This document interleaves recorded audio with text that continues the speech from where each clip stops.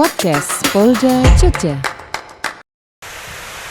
Setiap hamba Tuhan pasti memiliki bakat, dan tugas hamba Tuhan mencari, melatih, bahkan mengembangkan bakat tersebut menjadi lebih bermanfaat bagi dirinya dan juga untuk orang lain. Mengutip kalimat dari Bambang Trimansyah, seorang penulis mengatakan, penulis itu tidak dilahirkan, tetapi penulis itu diciptakan. Bakat menulis itu tidak lahir bersama dengan kelahiran manusia itu, namun muncul dengan satu motivasi dan gagasan. Terus di Polkes, polisi punya podcast.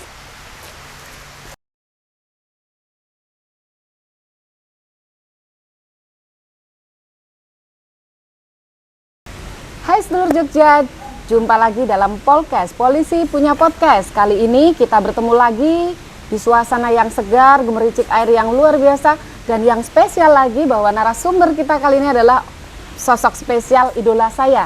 Beliau selain pemimpin di kepolisian daerah istimewa Yogyakarta, beliau juga sedang mengembangkan bakat menulisnya, dan kali ini beliau telah merilis 2 buku, dan buku yang keduanya ini tidak jauh dari suasana saat ini, suasana air, dengan judul Koyo Miline Banyu. Oke, untuk mempersingkat waktu langsung saja kita sapa beliau. Selamat sore Komandanku, Jenderalku. Selamat sore Mbak Istiqomah. Ya, sehat kali selalu. Kedua ketemu ya Jenderalnya. Tapi saya tetap grogi Jenderal. Ya. Kok bisa? Karena apa ya? Karena kan saya idolanya, saya mengidolakan jenengan. Oke. Apalagi saya sangat terkejut dan juga wah seperti apa bukunya waktu informasi terkait dengan Bapak Wakapolda sedang meluncing buku kedua. Saya sangat penasaran sehingga saya mencari kesempatan untuk mendapatkan buku tersebut, Jenderal.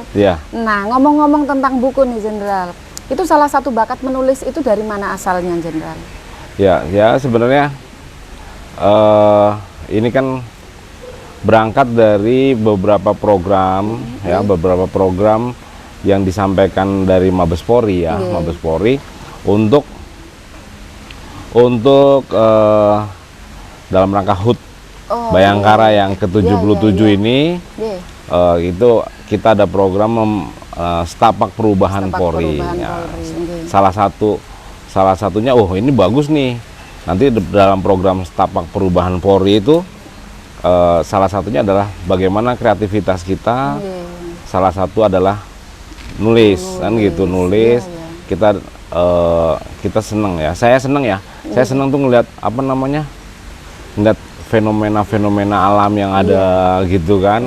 Terus kegiatan-kegiatan anggota, anak buah, ada yang susah, ada yang seneng, ada yang setengah susah kan gitu ya. Ya itu kalau dituangkan dalam bentuk tulisan bagus kan begitu. Terus mungkin ada anggota juga yang kalau misalnya apel suka terlambat misalnya gitu kan. Nah kan sejuta alasan tuh, macam-macam alasan. Nah itu dibikin jadi buku juga jadi itu sebenarnya. Tapi jangan sampai ada nama saya, Jenderal, dalam buku pakai inisial. Nah, inisial. Jadi memang sebelumnya pernah punya kebiasaan menulis atau karena dalam rangka 77 tahun Bayangkara nih? Sebelumnya memang sudah ya kan, buku yang saya yang pertama juga udah ada tuh ya. Ya itu kita pengen aja, kenapa sih di kita ini kan terlalu banyak masalah-masalah itu tidak ditulis dalam buku. Dalam perencanaan jabatan itu banyak kan kita punya cita-cita tapi tidak ditulis. Nah, bagaimana kalau kita tahu bahwa bangsa kita ini kan bangsa yang pitutur ya, hobinya pitutur, bukan ditulis. Jadi pada saat kita mau mencari hitam di atas putihnya itu agak kesulitan. Nah, kenapa tidak sih kita buat semua yang ada yang kita kerjakan ya kita tulis aja. Gitu. Betul. Seperti yang pernah saya juga baca, Jenderal, Mas Pirsa Basari menyatakan bahwasanya kalau membaca itu berarti kita mengenal masa lalu dan menulis kita menyiapkan berita buat yang masa depan gitu ya. Jadi maksud daripada munculnya motivasi untuk menulis tuh ya karena niat untuk salah satunya itu mencatat informasi karena keterbatasan pikiran kita dan kemampuan kita untuk menyampaikan ke Jenderal. Ya. Nah, tapi kan kalau motivasi orang menulis itu kan banyak, Jenderal. Ada yang pengen cari viral dengan bukunya. Ada juga yang menjadikan menulis itu sebagai profesi untuk mendapatkan rezeki ya, Jenderal. Nah, kalau Jenderal sendiri lebih ke arah mana motivasinya menulis buku ini? Ya, kalau motivasi saya memang macam-macam ya. Nah, macam-macam, ada yang untuk mencari profesi, untuk mencari nafkah ada. Nah, kalau kita ya tadi itu, saya hanya pengen lihat fenomena yang ada, situasi kerja seperti apa, daripada aku lali gitu, tak tulis aja, kan gitu. Tulis ya, mudah-mudahan itu bisa bermanfaat bagi orang, kan gitu ya. Betul. Kalau nek wong Jawa ngarani kan urip iku kudu enek lelabuhane kan. Urip iku urup kan gitu. Di buku saya yang pertama kan itu, urip iku urup. Jadi hidup itu atau dalam tugas, dalam hidup ini harus bisa memberi manfaat bagi orang lain. Minimal ya dengan 1-2 kata lah bisa bermanfaat. Betul. Gitu. Iya, betul. Itu yang memotivasi kita. Motivasi menulisnya adalah memotivasi diri untuk lebih bermanfaat. Jelasnya seperti begitu itu. Ya. Bagus sekali. Nah, tapi masalahnya kan Jenderal sendiri kan punya tanggung jawab besar nih ya. Sebagai Wakapolda, tentunya pemikiran diminta lebih banyak lagi untuk keamanan dan ketertiban, khususnya untuk Polda Daerah Istimewa Yogyakarta. Dan waktu secara fisik juga kebanyakan sudah digunakan untuk pekerjaan. Lalu bagaimana mengatur waktu untuk kemudian bisa menulis buku seperti ini? Ya, kita tahu sendiri bahwa Tuhan Yang Maha Esa kan menciptakan kita sama ya. Waktunya itu 1 tahun itu 12 bulan, kemudian 1 bulan itu 30 hari atau 4 minggu. Dalam 1 minggu waktu ada 7 jam, kemudian dalam 1 jam itu ada 60 detik. Jadi sama waktunya semua. Tergantung bagaimana kita memanagenya itu kan, begitu ya. Memanagenya itu. Termasuk saya juga, kapan saya berperan sebagai orang tua, kapan saya berperan sebagai Wakapolda, petugas kepolisian, kapan kita berperan untuk menjadi makhluk sosial lainnya kan gitu. Jadi memang ya butuh waktu sih, butuh waktu untuk nulis ini. Pokoknya pas ingat ya kita tulis. Nanti kalau ada kegiatan lain lagi ya udah kita singkirkan dulu. Nanti begitu ada lagi, ada aja pokoknya. Ada aja waktu untuk menulis gitu. Pas sambil kerja, terus tiba-tiba ada, ini bagus nih, dibuat tulisan. Nah, tulis. Ingat gitu aja. Tapi kan kadangkala ini ya Jenderal, ketika ada waktu, kita sedang tidak ingin menulis. Artinya pikiran kita sedang tidak ada ide dan sebagainya. Tetapi ketika ide ada, kita sedang tidak punya waktu untuk menulis. Itu biasanya dicatat di mana, Jenderal? Untuk menyikapi seperti itu. Dalam pikiran, nanti kemudian begitu pas istirahat gitu, ada waktu barang 1-2 jam, 3 jam gitu, udah langsung kita tulis. Segera. Pokoknya ada waktu segera. Ada waktu segera kita tulis. Tidak ada kendala, tidak ada alasan untuk mengatakan tidak dapat menulis, gitu ya Jenderal. Betul. Luar biasa loh Jenderal. Dan guru saya menyatakan bahwa bagaimana untuk menulis, pokoknya yang penting pertama aja, pertama tulis aja udah, nggak usah takut salah.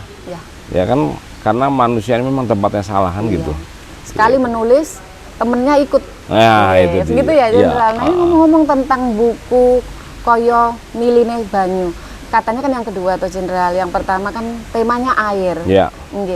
Tema air, kemudian ini elemen selanjutnya api, air. Kemungkinan akan ada lagi yang tanah, udara, seperti Avatar. Iya betul. Betul. Kalau itu sudah habis gimana, Jenderal? Elemen-elemen itu sudah habis, apakah dikembangkan lagi yang lainnya? Ya, itu dalam kehidupan ini kan ada 5 elemen itu ya, elemen dasar dalam kehidupan ini yang harus bisa kita manfaatkan, karena kalau kita bisa memanfaatkan elemen-elemen itu, insya Allah semesta pun akan mendukung kehidupan kita, kan begitu ya? Betul. Ya, makanya yang pertama itu kita bicara tentang api. Nah, bagaimana api itu kalau memang dia ditempatkan dengan baik, kemudian dimanfaatkan dengan baik, dia akan menghasilkan hal yang baik. Nah, untuk yang kedua ini Koyo Miline Banyu itu berasal dari bagaimana kita melihat situasi kemarin ya, tahun kemarin pas musim hujan itu kan, saya amati, saya lihat gitu, air itu kok dari langit turun, kemudian habis turun, kemudian dia akan mencari celah-celah, ada yang sampai ke sungai, ada yang nanti dari sungai ada yang bisa dimanfaatkan untuk menjadi air minum, ada yang menjadi masuk ke sumur, bisa dipakai buat yang lain, bisa juga buat pengairan. Oh, berarti air itu bisa memanfaatkan banyak hal. Nah, itu kalau dijadikan menjadi filosofi dalam kehidupan kita, kehidupan anggota, kehidupan masyarakat, saya rasa bagus banget nih. Udah, coba kita tulis deh satu-satu. Gitu. Betul, Jenderal. Saya kemarin tuh memaksakan diri mencari buku ini pas launchingnya, Jenderal, karena penasaran. Setelah saya baca, buku ini tidak hanya sekedar menceritakan situasi yang Jenderal hadapi, namun lebih ke arah sumber-sumber yang terpercaya. Butuh berapa lama untuk menyelesaikan buku ini, Jenderal? Ini hampir setahun setengah ya. Setahun setengah, gitu. Setahun setengah, karena waktu itu kan masih terkendala COVID ya. Terkendala COVID, jadi memang harus, ya itu juga bagaimana kita menjadikan suatu hambatan atau tantangan itu menjadi peluang, kan gitu.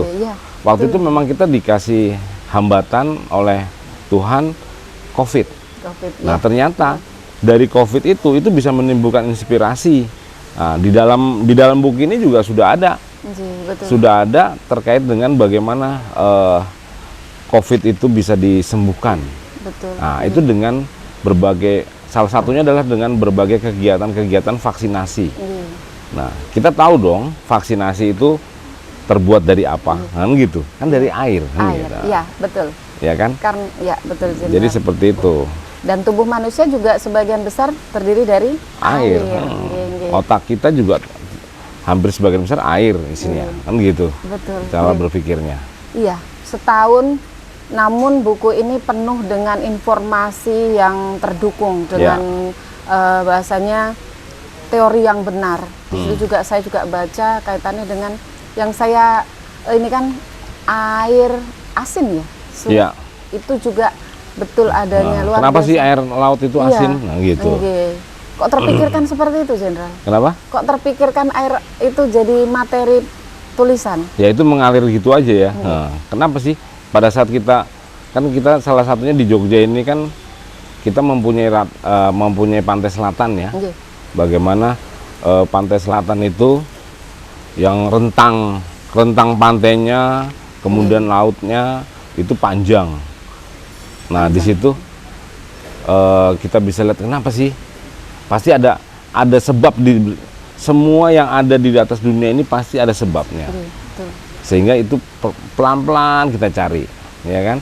Contohnya misalnya, kenapa sih kok di Jogja ini dibuat selokan Mataram? Iya, betul. Nah, selokan Mataram yang membentang dari mulai Kali Progo sampai Kali Opak. Nah, ternyata di situ ada kegiatan-kegiatan bagaimana kepemimpinan dari Sultan Hamengkubuwono ke-9 waktu itu untuk menyelamatkan rakyatnya dari kerja paksa Romusa untuk dibuat selokan atau celukan, sehingga rakyatnya tidak kerja paksa tapi dia membangun selokan tadi. Nah, sehingga secara tidak langsung si Sultan Hamengkubuwono ke-9 waktu itu dia menyelamatkan rakyatnya dari kerja paksa Romusa tadi dengan cara membangun selokan itu untuk kesejahteraan tanah-tanah di sekitar Jogja. Itu momen-momennya seperti itu. Mencari kesempatan dalam kesempitan para pemimpin dahulu. Bagaimana memanfaatkan hambatan, tantangan menjadi peluang.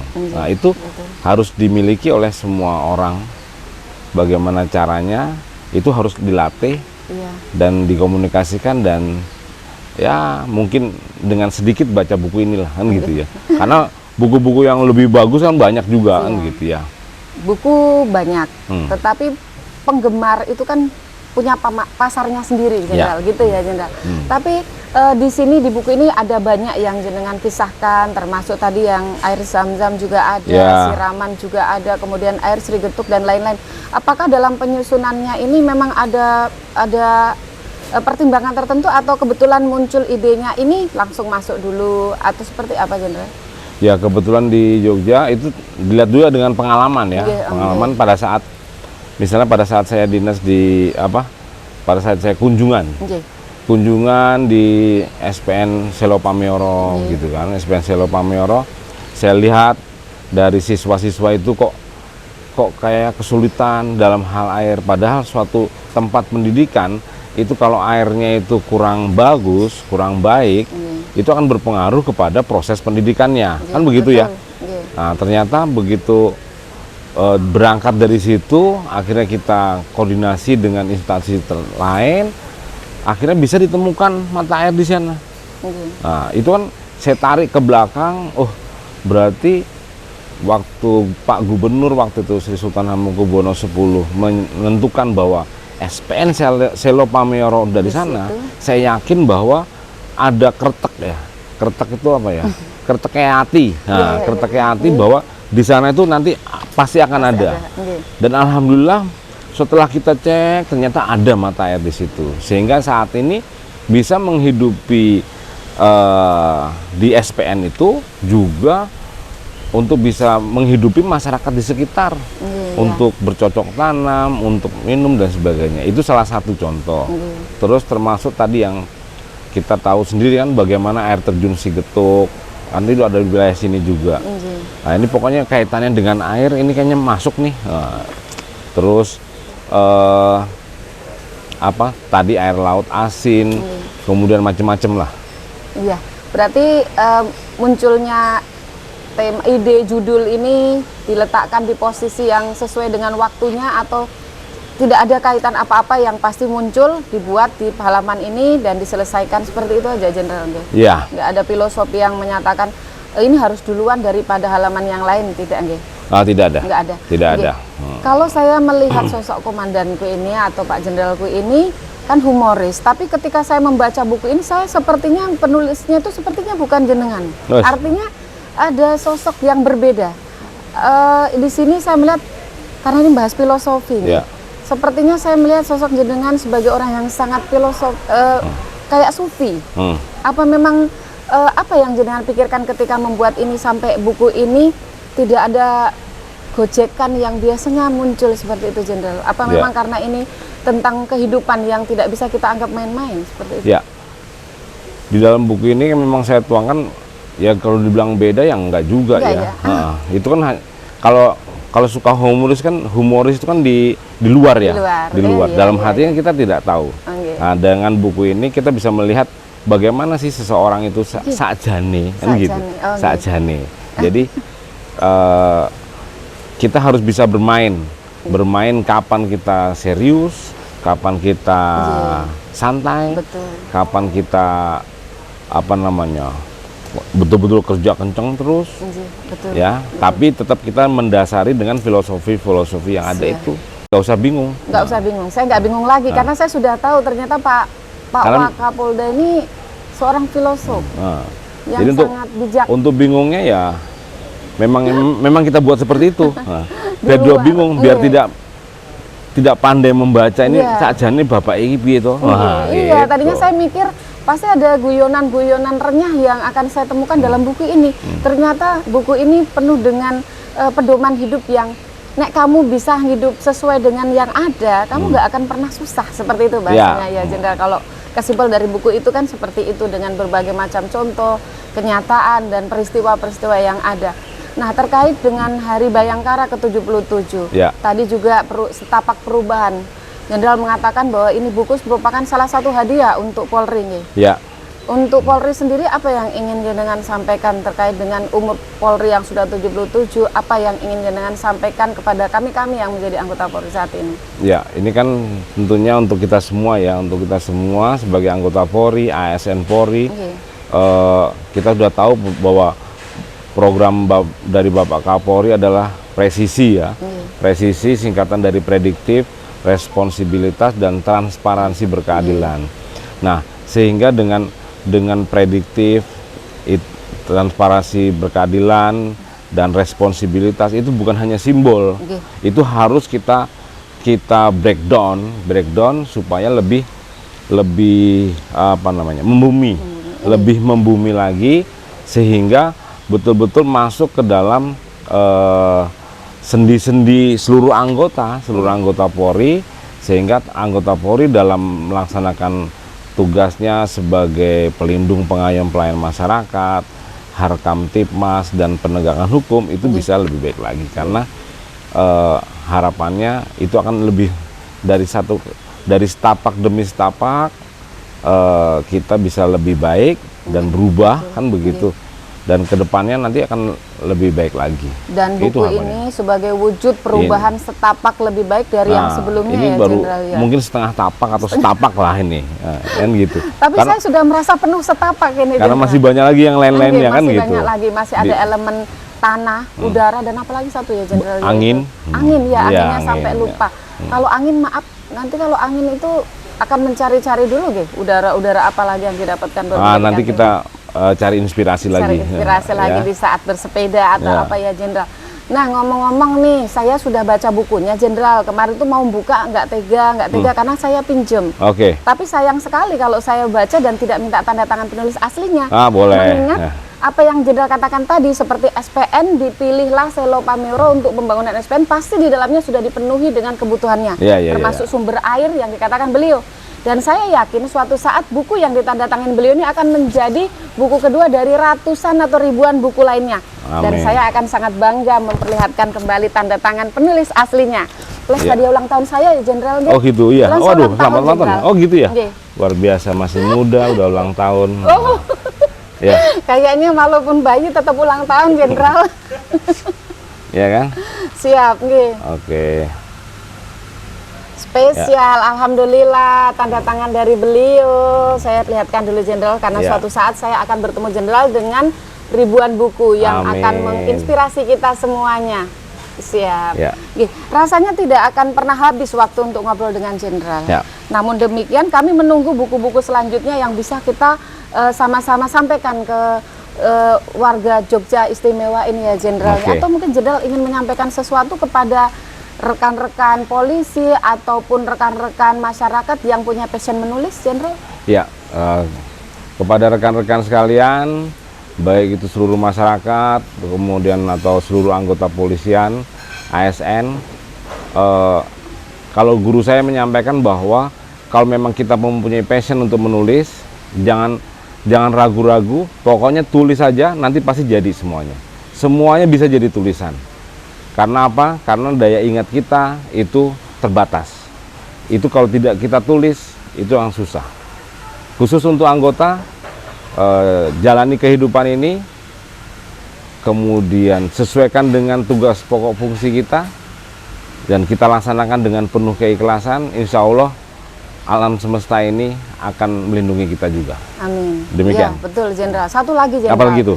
Kita kan memperlihatkan kepada warga Jogja istimewa nih, kalau seandainya ada yang tertarik ingin memilikinya, harus kemana dong Jenderal mendapatkan buku ini? Ya, nanti udah ada timnya kan? Sudah ada timnya, baik buat teman-teman di luar sana yang tertarik untuk membaca Koyo Miline Banyu, bisa nanti dengan timnya.